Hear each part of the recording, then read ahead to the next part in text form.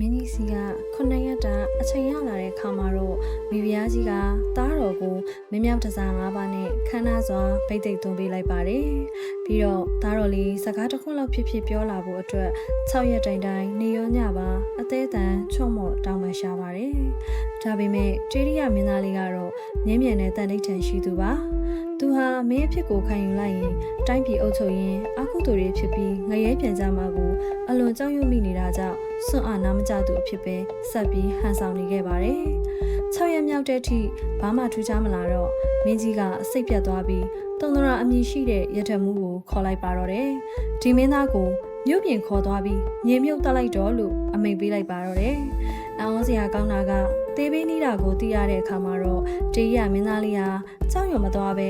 ငါကထီးနှန်းအန်ရကလွတ်မြောက်ရတော့မယ်ဆိုပြီးဝမ်းမြောက်ဝမ်းသာဖြစ်နေခဲ့ပါတယ်။နောက်တစ်နေ့မနက်မှာရထမှုကမင်းသားကိုမြို့ပြင်တင်ញိုင်းစီခေါ်သွားပါတယ်။ရထမှုကမင်းသားကိုမြေမြုပ်ဖို့တွင်းတူနေတဲ့အချိန်မှာတော့မင်းသားလေးဟာရထားပေါ်အားဆင်းလာပြီးတကြားမင်းဖန်ဆင်းပေးထားတဲ့အဝတ်တစားတွေကိုဝတ်ဆင်လိုက်ပြီးရထမှုတွင်းတူနေသည့်အကြောင်းကိုမေးလိုက်ပါတယ်။ရထမှုကစွန့်အားနာမကျတဲ့တေရီယာမင်းသားကိုမြေမြုပ်တတ်ရန်ဖြစ်ကြောင်းလှည့်မကြည့်ပဲဖြေကြားလိုက်ပါတယ်။ရထမှုဟာစွန့်အားနာမကျဘူးလို့ထင်တဲ့မင်းသားစီက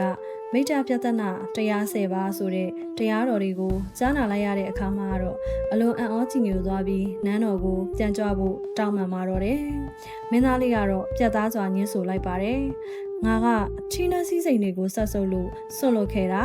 နန်းတော်ကိုငါပြန်မလာတော့ဘူးလို့ရှင်းပြခဲ့ပါတယ်။နောက်ဆုံးမှာတော့ရထမှုဟာမင်းသားလေးရဲ့ဆန္ဒအတိုင်းခွင့်ပြုလိုက်ရပြီးမင်းကြီးနဲ့မိဖုရားကြီးတို့ကိုဒီသတင်းစကားပြန်ပြောဖို့အတွက်နန်းတော်ကိုပြန်သွားပါတော့တယ်။